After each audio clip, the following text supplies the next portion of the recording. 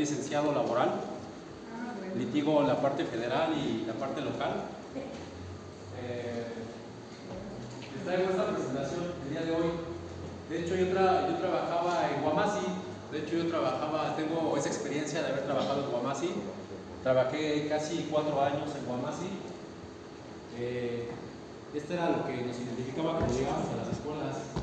De hecho, veía por allá los maestros que llegábamos con esto y, de hecho, una ocasión, déjenme comentarles que en una entrevista una de las maestras que estaba entrevistando se hizo de la pipí. Se hizo de la pipí cuando la estaba entrevistando porque sé que estaba muy nerviosa. Y bueno, ya no fue con competencia de nosotros a ver si fue cómo la determinaron. Bueno, salió positiva, pero bueno, fue por una cuestión de maltrato, ¿no? Pero bueno, hoy les traigo esta presentación, maestros, maestras. Espero que sea de ayuda, porque realmente lo que yo vengo a mostrarles a ustedes es una ayuda que los puede servir para no incurrir, porque muchas veces es por falta de conocimiento que incurrimos en muchas cosas de estas. Bien, el propósito de esta plática es que los participantes de educación inicial, básica y especial y para adultos en la Ciudad de México tengan acceso a la asesoría y o capacitación de un servidor para prevenir la violencia escolar. De hecho, les vuelvo a reiterar, yo soy un especialista que estuvo en Guamasi, estuve como especialista casi 4 años. Bien, ¿qué es lo que vengo a mostrarles rápidamente con esta presentación? En todas las decisiones y actuaciones del Estado se velará y cumplirá con el principio de interés superior de la niñez. Esto nos lo consagra el artículo 4 constitucional, 9º párrafo. Se adicionó ese párrafo en el 2011, garantizando de manera plena sus derechos. Los niños y las niñas tienen derecho a la satisfacción de sus necesidades de alimentación, salud, educación y sano esparcimiento para su desarrollo integral. Este principio deberá guiar el diseño, ejecución, seguimiento y evaluación de las políticas públicas dirigidas a la niñez. Esto es lo que consagra. Nosotros como maestros tenemos que velar por el interior superior, que es la niñez. Tenemos que velar por ello, siempre por su salvaguarda, ya que nosotros vamos a ser garantes de esa misma.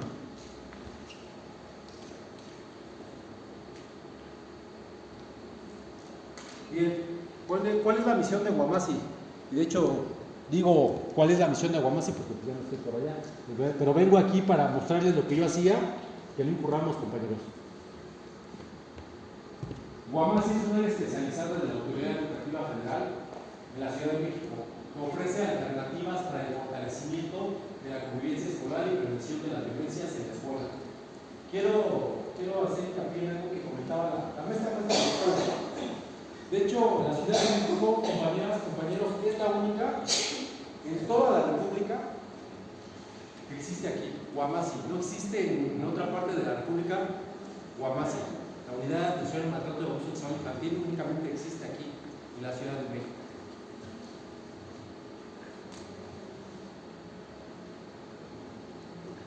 ¿Qué es lo que hace Guamasi? Ya lo comentaba en la anterior, es la investigación de lo que pasa, ¿no? Después de... Bien, ¿qué es la Guamasi?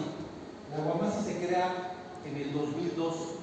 Se crea la unidad de atención al maltrato y abuso sexual infantil. Se crea en el 2002. Estamos hablando que ya tiene 21 años de existir la Guamasi. Nosotros, en este caso, Guamasi depende de la Autoridad Educativa Federal. Pero abajo de la Autoridad Educativa Federal está la Coordinación de Asuntos Jurídicos y de Transparencia. Ahorita el titular de esa dependencia es el licenciado David Sotelo. Y el jefe de la unidad de esa área de Guamasi es la licenciada y la maestra Lechuga.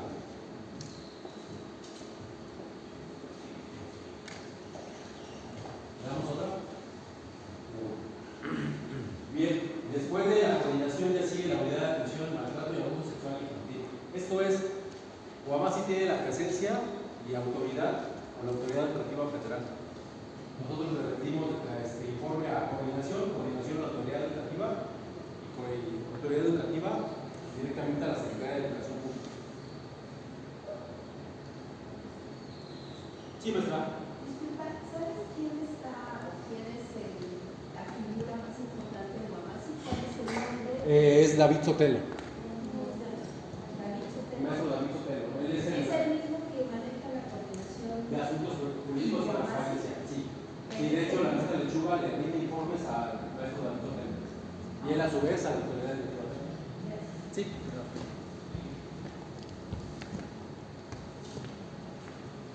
Bien. En este caso, Guamasi maneja este modelo. Modelo integral para la convivencia y la educación inicial básica y especial en la Ciudad de México. Maneja 6 dimensiones de actuación. En este caso, es el 1, fortalecimiento de la convivencia escolar y prevención de las violencias en la escuela. 2, intervención en los casos de abuso sexual infantil, acoso escolar y maltrato, que le llamaremos así.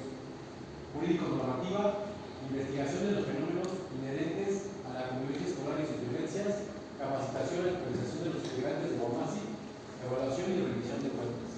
Es lo que va a actuar o va a hacer Guamasi cuando entra a la escuela. Es el modelo que maneja Guamasi. Intervención en los casos de abuso sexual infantil, acoso escolar y maltrato. ¿Cómo se realiza la investigación? La dejamos ahí.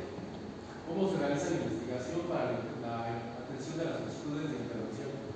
Bien, cuando un directivo o llega a un buzón directamente a la autoridad educativa federal o por la nube, cuando llega la denuncia, ¿qué es lo que va a hacer el director? Cuando ya se entera de la situación, va a recabar las evidencias y las va a integrar en un expediente.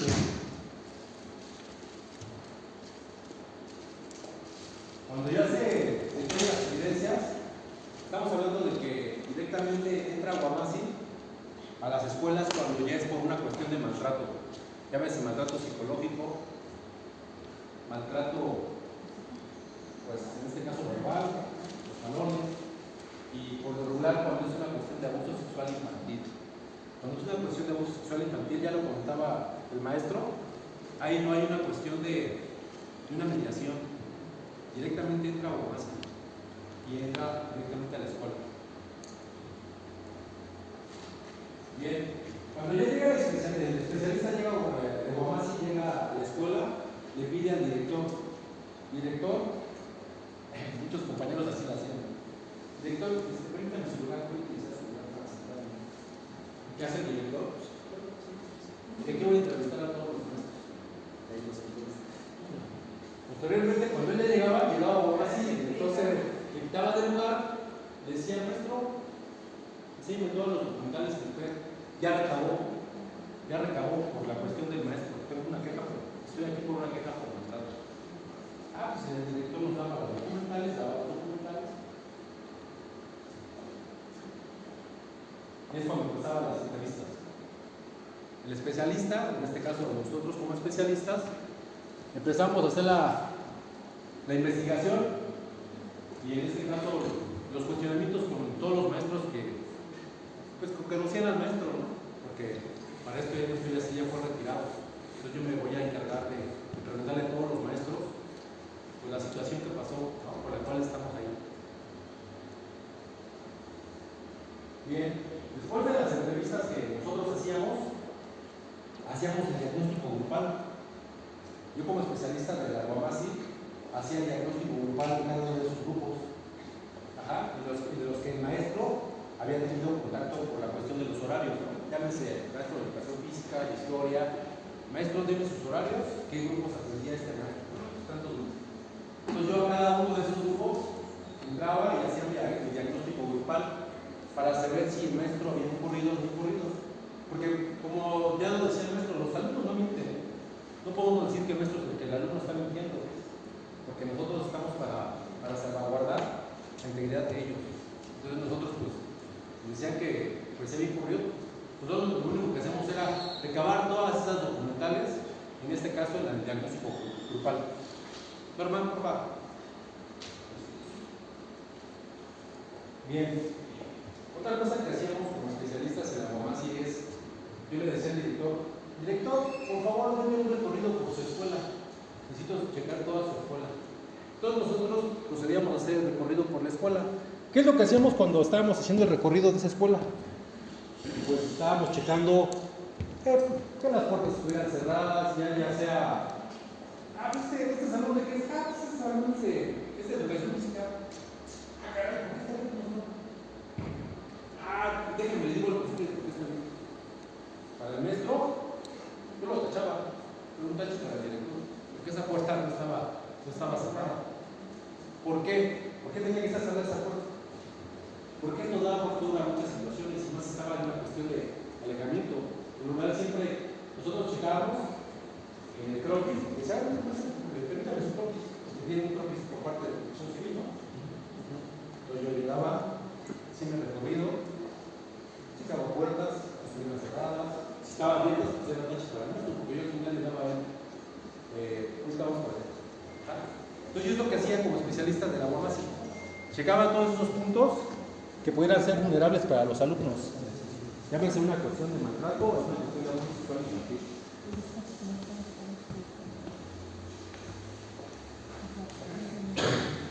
Lo que comentaba. Yo hacía mi resultado de lo que yo obtenía con mis entrevistas, las documentales que el director me presentaba, mis diagnósticos grupales y mi intervención en la cuestión de la revisión del patio. Al final yo le daba al director, en este caso si hay director o no había, pues igual el que estuviera a cargo, ¿no? Ya sea el director académico o el director de gestión. ¿Otra? Ya como especialista yo le he dado mis recomendaciones. Mis recomendaciones en las cuales él había incurrido, porque por lo regular son las recomendaciones. Cuando un especialista llega ahí y hace ya la investigación, ¿qué es lo que genera al final? Las recomendaciones para el directivo, por no hacer lo que le correspondía. Y si no tenía las documentales que yo le había pedido, yo acá lo tachaba. Y en dado momento también el maestro puede ser sancionado. Eso es lo que comentaba el director, y muy bien. Él tiene que hacer todo para salvaguardar la integridad del alumno. Llámese niño mentiroso, no mentiroso, alumno, mentira. Siempre vamos a estar nosotros enfocados en la salvaguarda del alumno o de la alumna. Disculpe, en cuanto al diagnóstico grupal que aplicaban ustedes, ¿es un test en cuanto a maltrato? Son test diferentes porque estamos hablando de que cuando ocurrió una cuestión de índole sexual, yo como especialista y abogado no podía yo hacer ese tipo de test. Estoy hablando de una cuestión de índole sexual. Cuando era una cuestión así, citábamos a la alumna, con su papá, a la unidad de atención al maltrato y abuso sexual infantil. Este test se lo siguen aplicando. Y entonces, hacemos nuestro test por ahí. Cuando era una cuestión de índole sexual. Pero ese se lo aplican a la niña. Ajá, sí, pero todo viene aunado a lo que comentamos. Todos son por test. Ya con una cuestión de índole sexual, lo mandamos a la unidad y empezamos a aplicar ese test. Ahí para todas las edades.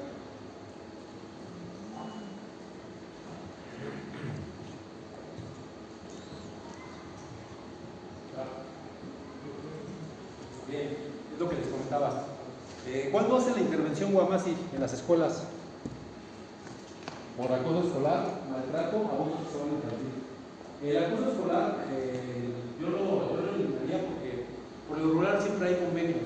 La cuestión de los papás se platica y se llega a una situación, se les da canalización a cada uno de ellos y el director nos tenía que nada más mandar las documentales en las cuales decía que ya estaba resuelto la situación y de aquel lado nosotros como UAMASI nada más lo archivábamos. Entrábamos cuando era una cuestión de maltrato y abuso sexual infantil entrábamos al momento. Muchas veces podíamos tener muchas quejas de maltrato por una cuestión de violencia de algún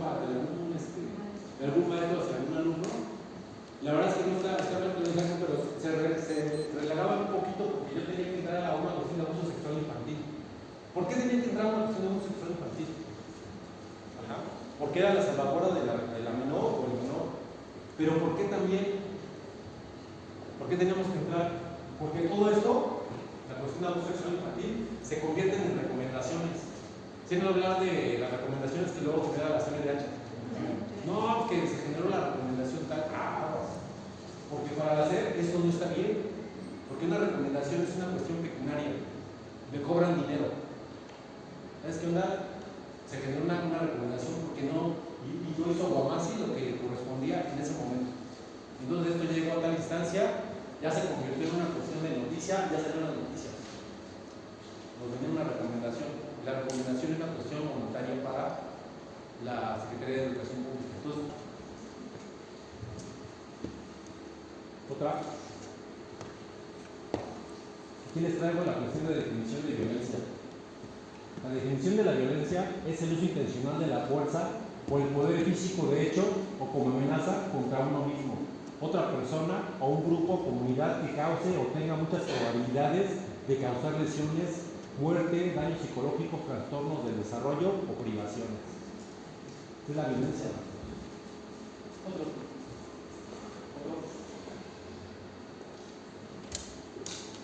Aquí nos muestra qué es el maltrato.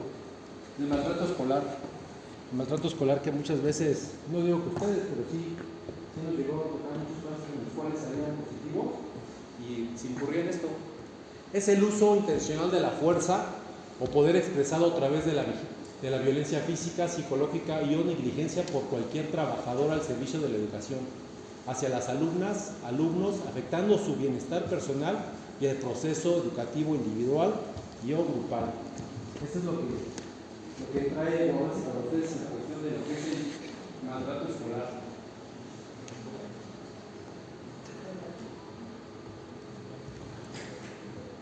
Bien, como ya lo comentaba el director, Oscar, el maestro Oscar, Guamasi se basa en la cuestión de la guía operativa, pero también se basa en el modelo integral para la convivencia en educación inicial básica y especial en la Ciudad de México. Guamasi se basa en los dos modelos, en el modelo y en la guía operativa. Ajá. Pero si denotamos algo ahí bien importante, ¿qué nos dice la guía operativa en la cuestión de un maltrato escolar? ¿Y qué nos dice el modelo que yo les traigo aquí en lo que es maltrato escolar? Maltrato escolar físico son los actos infringidos por un cuidador que causan un daño físico real o que tienen el potencial de provocarlo. ¿Qué nos dice la guía operativa?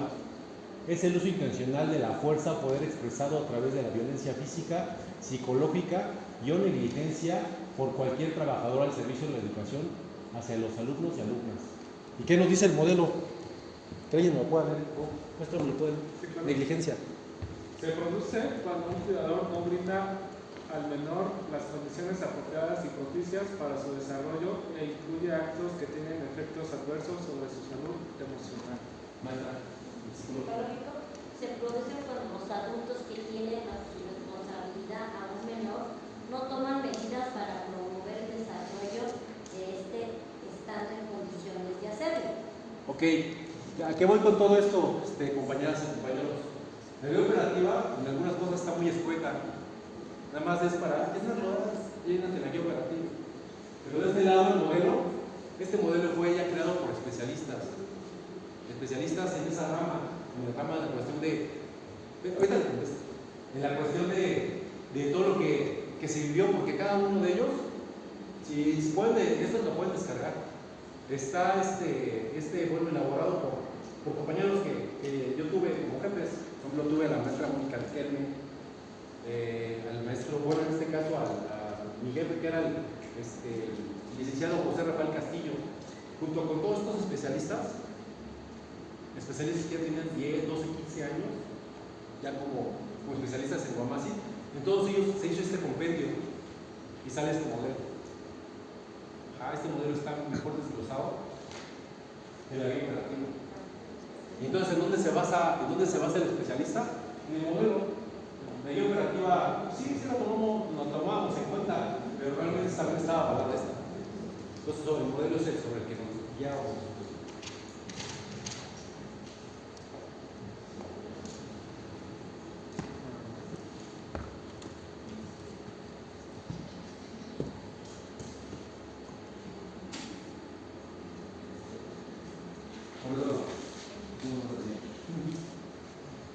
Bien, aquí les traemos unas conductas en las que muchas veces se puede infligir, que es la cuestión física.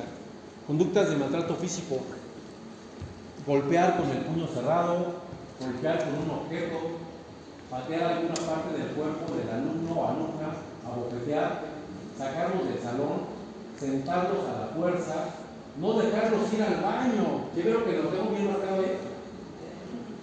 ¿Ya lo vieron? Es una cuestión de maltrato, maestros. Maltrato físico. Aguas, aguas, porque eso está bien penado. Imagínense que a esta persona no le dejen ir al baño, niña o niña, y se les orine. No. Son problemas que, como dice la maestra, no lleva un cese, pero se viene para ustedes un juicio muy, muy difícil. Sí. Amenazar, agredir con un objeto, dejarlos sin receso y sin comer. Todas aquellas que dejen marcas en el cuerpo del alumno o alumna de manera temporal o permanente. Estas son conductas de maltrato físico por las cuales a ustedes les podrían acusar, maestros. De nada. Aquí está otra de las conductas en las que pudiera estar uno en un supuesto, ¿no? Esperemos que nunca, ninguno de ustedes, compañeros, Conductas de maltrato psicológico: gritos, insultos continuos o calificativos denigrantes, descalificarlos o degradarlos de manera sistemática, vulnerando su autoestima, provocando la burla de sus compañeros, inculparlos, encerrarlos, mantenerlos aislados, mostrarles continuamente rechazo mediante gestos, palabras, silencios o miradas, burlas o humillaciones, no permitir que emitan sus opiniones, que expresen sus sentimientos, no escuchar sus demandas, compararlos negativamente de manera sistemática con sus compañeros, hacerlos presenciar actos de violencia física o psicológica en contra de otros alumnos, alumnas, amenazar con ser expulsados del salón de clases o de la escuela. Esto también es un maltrato psicológico, nuestras aguas con esa. Por eso luego comentarios que hacemos a lo mejor una cuestión de burla. Espérate, vamos a correr del todo, correr de la escuela. Aguas, nosotros. Pero nuevamente, todo esto que está aquí en este modelo. Esto no viene en la guía operativa, viene en la guía operativa. Si alguien ya ha leído por allá, la parte de maltrato, no, está muy escueta. De aquí es de donde se basan los especialistas.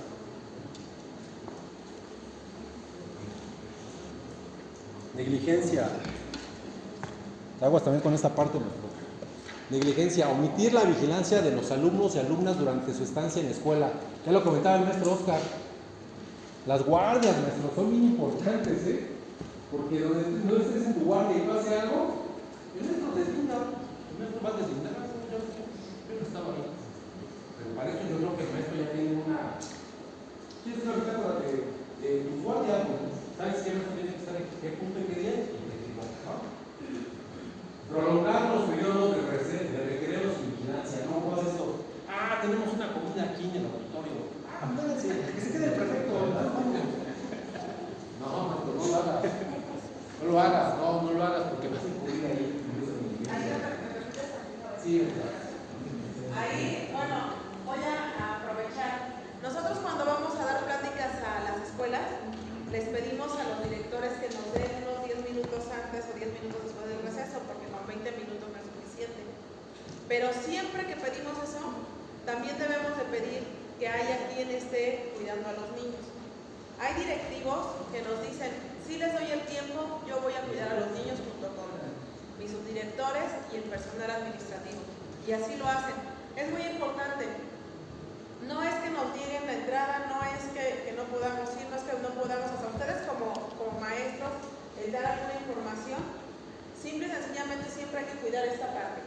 Hace poco me decía una maestra, vamos a cerrar la escuela porque el director está ejerciendo acoso contra los maestros. Entonces, resulta que iban a cerrar la escuela o la cerraron con los niños, ¿saben? No, lo primero que le dije fue lo siguiente. Privación de la libertad. Casi. No, bueno, le cerraron el acceso al director. Les dije, ok, no lo van a dejar entrar a él, pero dos cosas importantes. Los niños no se quedan sin atención en grupo, no se les vaya a ocurrir a los niños tenerlos en espacio y que no haya maestros, hagan una comisión de maestros que no estén ocupados y esos maestros son los que van a informar a los padres de lo que está sucediendo, porque ellos querían informar a los padres, pero en un solo grupo no se queda sin maestro, ¿de acuerdo? Siempre tiene que haber un responsable con los alumnos. Y si no va a ser maestro, pues que sea el prefecto, la prefecta, orientación, pero alguien tiene que estar con los alumnos. Segundo, les dije, no hay problema, ya están cerrando la escuela, pasen a los papás porque me decían que tenían un auditorio, infórmenles, la comisión, pero hablen a la dirección operativa y díganles los que están haciendo, para que llegue la dirección operativa y entonces negocie con ustedes. Y haga lo que tenga que hacer ahí con el director que había ocurrido ya en varias situaciones. Los maestros habían tenido documentos y nadie les hacía caso. No, sí, a mí me pasó también. Observar agresiones entre los educandos sin intervenir. Siempre procuremos intervenir, maestros. Pero a veces está en esto que vio la agresión, se da la vuelta. Y después, él no sabe que el alumno que estaba a un ladito lo vio. No hizo nada. Sí, ahí caímos en negligencia. ¿Se ve el video? Ahí está, cómo fatigan los niños. Ignorar las quejas y peticiones de los alumnos. Lo que comentaba también el maestro. Omitir información pertinente de los hechos a las autoridades correspondientes. Esto es cuando a lo mejor igual llenan el informe y ya, esto lo va a poner para no afectar tanto al alumno, no sé, alguna situación de algún pleito.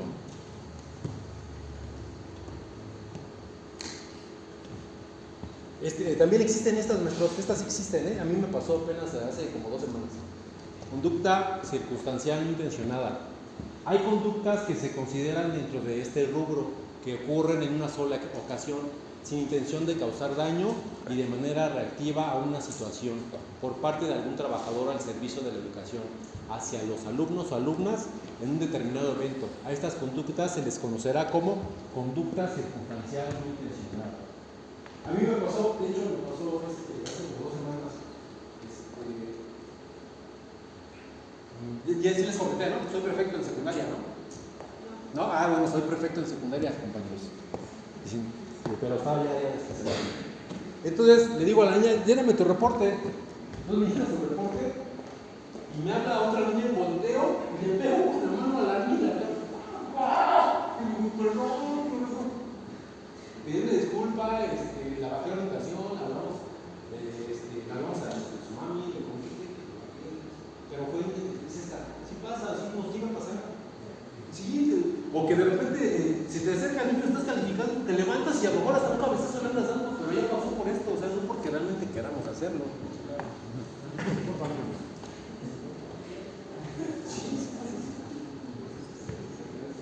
Ahí están algunas, ¿no? De las imágenes. ¿Qué pasa ahí cuando es no intencionada, no hay sanción? No hay sanción, pero en este caso yo como... Pero sí hay investigación. Sí, la cuestión de que la bajé a la alumna, la de la orientación, y en el deporte de lo que ha pasado, se la habló a su mami, llegó ya más tarde, ya casi a la salida, le comenté la situación, ¿qué crees? Y la niña también lo captó, no, es que sí, no sé qué. Pero sí hay que tenerse cuidado porque tenemos niños que aunque es no intencionado, los niños dicen, no, es que me lo hizo a propósito. Sí, y más si es perfecto, que a lo mejor te cae mal, ¿no? Entonces eso que dice el maestro es lo que hay que hacer, ¿no? Me llevo al niño y casi yo mismo me resguardo. Sí, pero está en el no intencionado. No intencionado. Otra. Bien, nuevamente, lo que les comentaba, cómo maneja la guía operativa, escuetamente lo que es abuso sexual infantil, cómo lo maneja el modelo.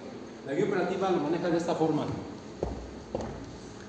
Es la interacción del adulto que ejerce poder y o control sobre un menor para estimulación sexual de sí mismo hacia el menor y o algún testigo, pudiendo existir o no contacto físico.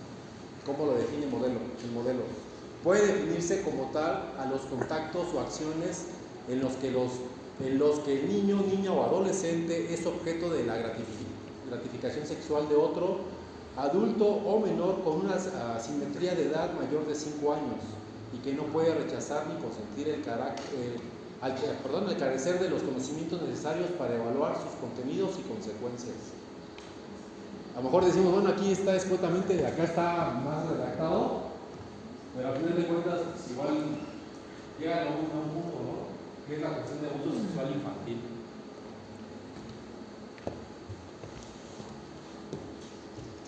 Este le puse así para ti. Bien, ¿qué es una cuestión de abuso sexual infantil con la cuestión de no contacto? Un contacto, en este caso no contacto, es cuando nosotros pudiéramos inferir a alguna alumna, alumno, este tipo de situaciones. Piropos, hablar en doble sentido. Sí hay maestros que hablan en doble sentido, Me ha tocado maestros que hablan en doble sentido en sus aguas con eso, porque eso también está en una cuestión, y eso entra en una cuestión de índole sexual, abuso sexual infantil. Dicen, ay, pero ¿por qué? Si le dije, recógelo, ay sí, o ay, mira esa de rojo, Hay maestros que se llevan muy pesado con algunos alumnos, me ha tocado, y entran en la cuestión de doble sentido, y si la niña no está en ese momento apta para captarlo, no, ¿qué pasa? Invitaciones, conductas de seducción, mensajes o llamadas de índole sexual, comentarios de naturaleza sexual, proposiciones sexualmente explícitas, exhibicionismo, cuestionamientos sobre la vida sexual, exposición a material pornográfico, miradas morbosas o lascivas, insinuaciones. Eso es bien importante, esto que quede, se me olvidó marcarlo, miradas morbosas o lascivas. Siempre me ha tocado, a mí me tocó. No sé qué pasó con esta alumna y dije, sí, ya retírate. Se voltea y yo me seguí viendo con la mirada. Yo dije, pero la niña se volteó a verme. ¿Qué me dijo? ¿Qué me está viendo? Porque ¿cómo está en ese puesto? Se puede poner la noción de índole sexual. ¿Estamos de acuerdo? Y sí ha pasado, sí pasa.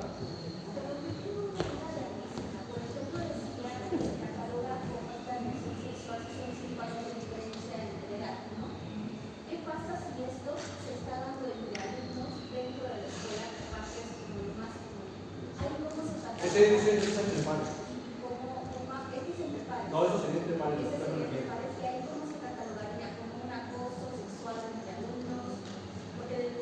Bueno, es que como la palabra ya está de cuestión sexual entre pares, entonces ella se tendría que llamar a los papás, o sea, se tiene que hacer todo lo que comentaba ya.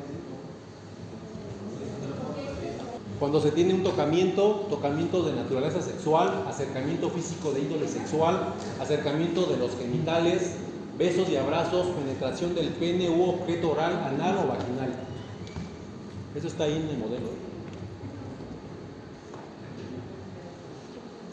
Bien, ¿cómo maneja la guía operativa el acoso escolar y cómo lo maneja el modelo? Guía operativa lo maneja de esta forma.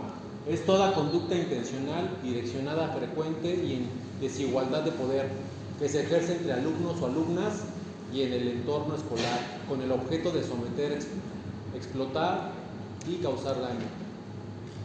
El modelo que nos dice es una conducta de hostigamiento que genera incomodidad en la víctima escolar.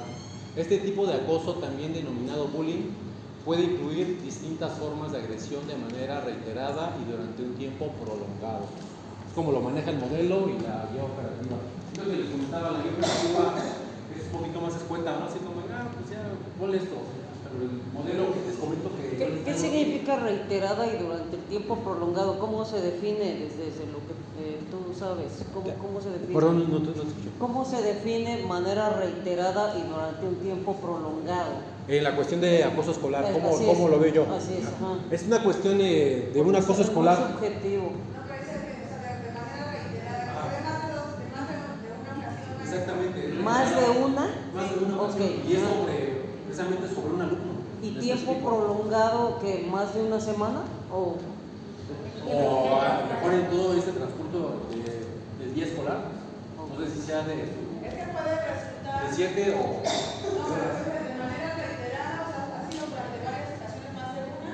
más de una? Y bueno, si ha sido más de una ocasión, pues obvio es tiempo prolongado, ¿no? Porque pues no se da El mismo día. Sí, no se da, exacto. Okay. Aquí el problema es que cuando ya se da así, pues ya se hace mucho más largo. O sea, porque no fue una ocasión, sino qué está pasando ahí. Perdón, nada más para comentar lo que decía una maestra. Cuando es tiempo prolongado, en materia penal va a depender el tiempo para poder ver si el delito ya no se sigue por el tiempo que pasó. Ajá. Por eso es que ahí lo mencionan por tiempo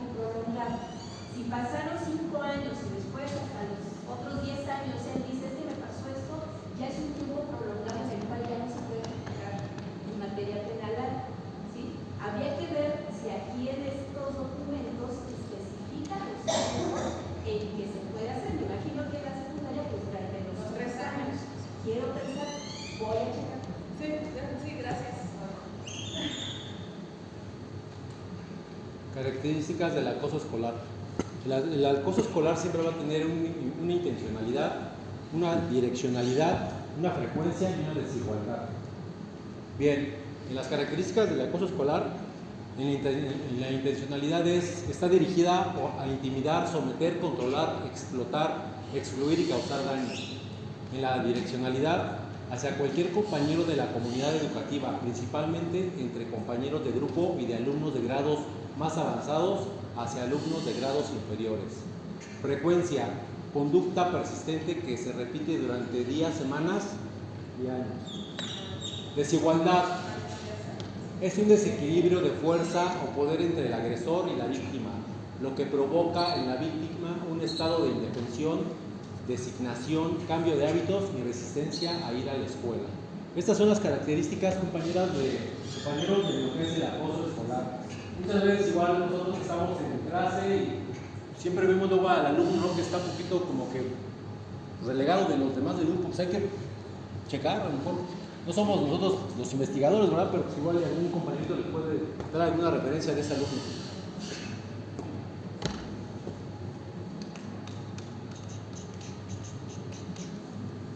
Bien, lo que se da en la escuela: acoso escolar con conducta de connotación sexual, ciberbullying, fax. Acoso escolar, violencia, riñas y agresión reactiva. En la agresión reactiva, pues igual en todas estas situaciones va a haber una cuestión, ¿no?, de reacción. Normalmente los niños cuando son violentos es porque son niños violentados. Eso creo que nos ha pasado a todos en las escuelas. Entonces es importante atenderlos, porque luego los criticamos, los vemos mal, pero resulta que son niños que han vivido una situación todavía más compleja. Entonces, no somos que sean los psicólogos que podamos atenderlos, pero pidamos quienes tengamos UDEI, que UDEI atienda a esos niños.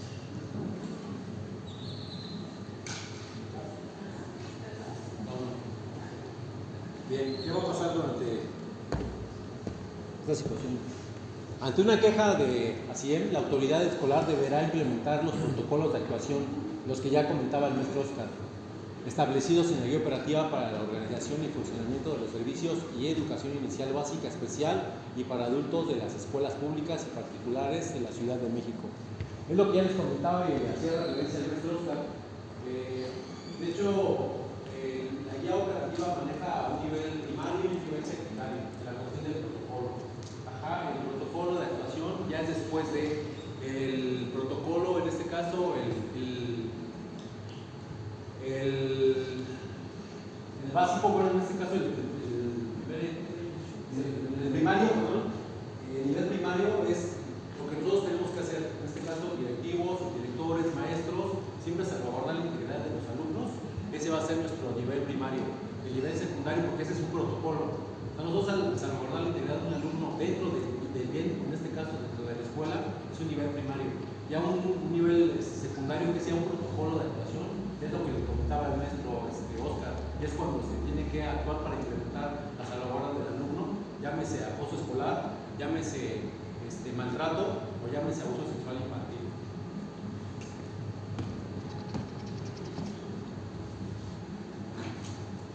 Eso es bien importante. Maestra, maestro, conoce la guía operativa vigente, conoce y aplica nuevas estrategias para la promoción y la resolución de conflictos de manera pacífica. Mantén un trato digno y respetuoso hacia los alumnos o alumnas. Establece relaciones con tus alumnas o alumnas basadas en una igualdad sustantiva. Identifica el estilo de aprendizaje de tus alumnos o alumnas para optimizar tu práctica pedagógica. Maestra, maestro, evita el ingreso de alumnos o alumnas a las aulas estando en receso y mantén cerradas las que no se utilicen. Registra y da seguimiento a los acuerdos realizados con padres de familia y o alumnos o alumnas durante citas y reuniones. Informa a tus alumnos o alumnas sobre los conceptos de violencia escolar y cómo evitarlos.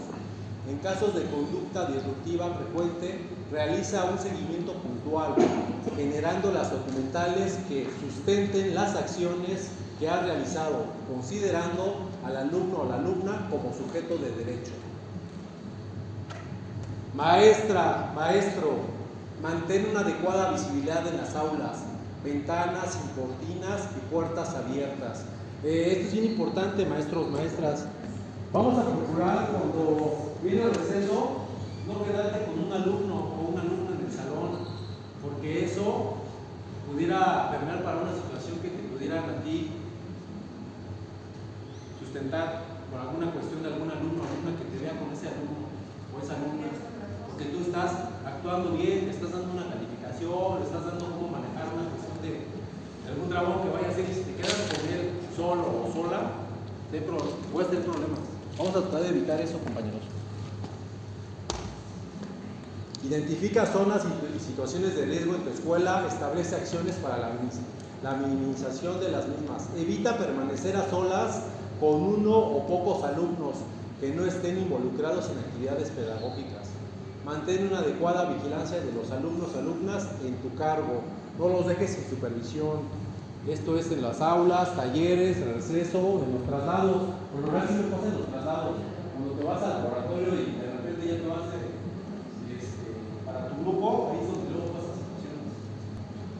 Maestra, maestro, reconócete como un agente de cambio dentro de tu comunidad educativa.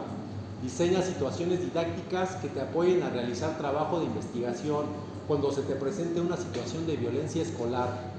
Registra en un formato oficial las llamadas realizadas a padres de familia para informar alguna situación de salud, accidente, seguimiento y conducta. Maestra, maestro, actúa ante cualquier evento de violencia escolar. Genera ambientes de respeto, solidaridad, empatía, donde se propicie una comunicación efectiva y asertiva. No mantengas contacto con alumnos o alumnas fuera de la escuela, ni por medio de ninguna red social, Facebook, WhatsApp, Telegram, Instagram o dispositivos electrónicos. Infórmate y capacítate sobre temas relacionados con violencia, convivencia, derechos humanos, perspectiva de género, discriminación e inclusión. Evita realizar acuerdos con padres de familia y alumnos y alumnas que pongan en riesgo el quebranto de sus derechos. Bien, maestros. Bien, eso es todo por mi parte. Espero que les haya servido. Vamos a tratar de no de llevarnos esto a casa y como reflexión, ¿no? Para que no incurramos. Luego a veces pasan las cosas y no sabes